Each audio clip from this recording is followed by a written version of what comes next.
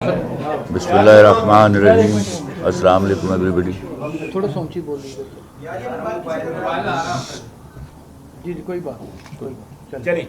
पहली बात तो ये है कि हमारी जो रूटीन्स हैं अदर दैन कि मैं इस वक्त बीमार हूँ और मुझे डॉक्टर ने 5 साल के लिए धूप में जाने से मना कर दिया है।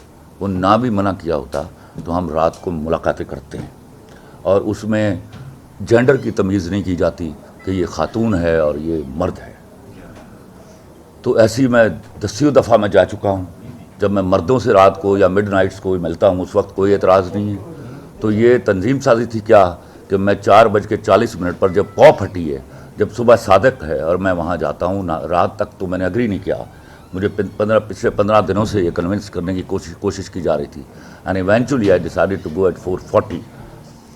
तो मैं वहाँ पहुँचता हूँ और अंदर दाखिल होता हूँ।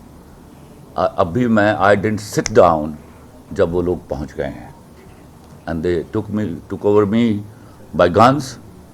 और उसके अगले 15 मिनट बाद उन्होंने मुझसे मेरे मोबाइल, ATM कार्ड्स, पर्स और गाड़ी की चाबी ये सब कुछ ले लिया। फिर उनमें से एक ने कहा कि जाओ पैसे निकलवा के आओ। तो उसने 2,87,000 रुपया निकलवाया, जो मैंने वहाँ से वापसी पर आके जब मैंने रिपोर्ट्स देखी, जो आता है मैसेज आता है बैंक का, उसके बाद उन्होंने मुझसे 1 करोड़ रुपए का मुतालबा शुरू किया और मुझे ये कहा कि तुम्हें हमें पार कर देने का हुक्म है। तो मैंने कहा पार कर देने का हुक्म है तो पार कीजिए, फिर पैसे क्या करने आपने। फिर मुझे डराया गया, ओ तू इतना बड़ा आदमी, मेरा दिल नहीं कर रहा कि तेनू जानों मार दिया। ये सब ड्रामेबाजी हो रही है। एक बंदे का नाम उन्होंने हैकर रखा, वो हैकर मुझसे मोबाइल लेके मेरे सामने इस तरह बैठा देख रहा होता है, he was talking to me और मुझसे कह रहा था कि पैसे दे दो तो बच्चे थे जान बच जाएगी। मैंने कहा पैसे मेरे पास नहीं है।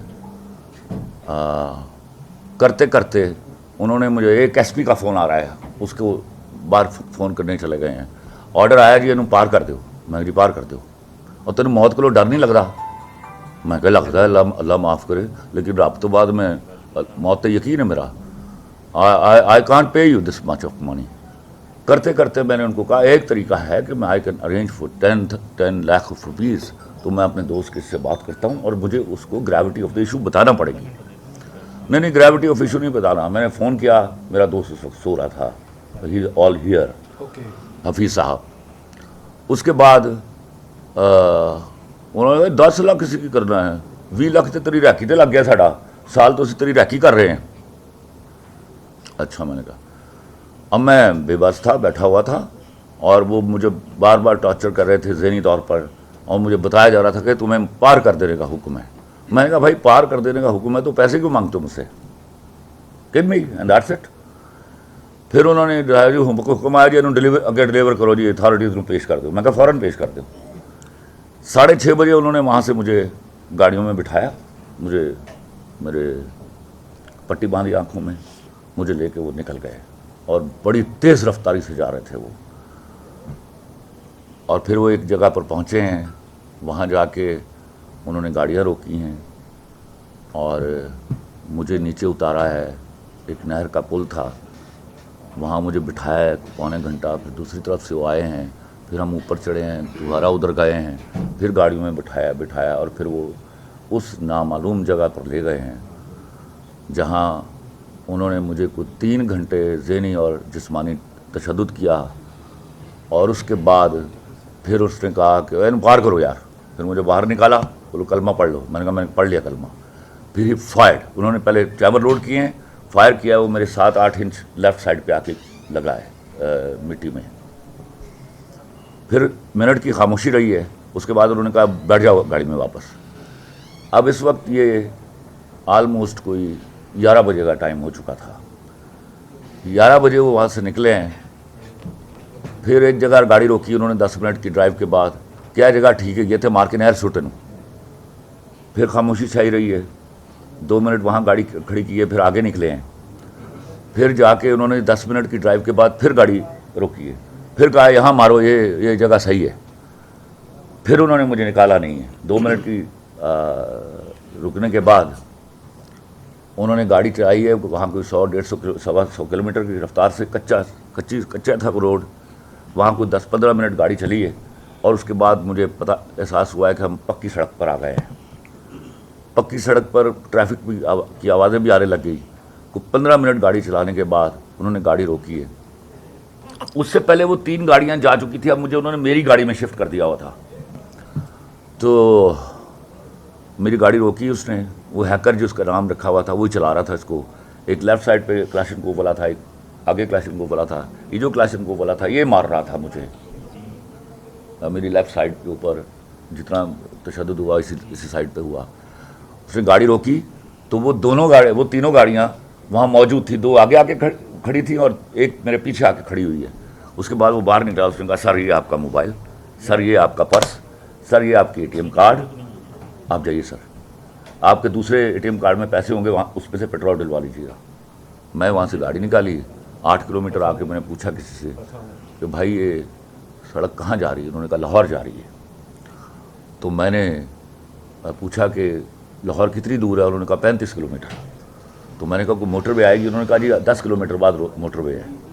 میں نے وہاں سے 2000 روپے کا پیٹرول ڈلوایا، میں موٹر وے پہ چڑھا، شالیمار ٹاؤن جو ہے انٹرچینج سے، رستے میں یہ رحمان گارڈنز آتا ہے اس سڑک کے اوپر، اور میں 1:45 بجے گھر پہنچ گیا۔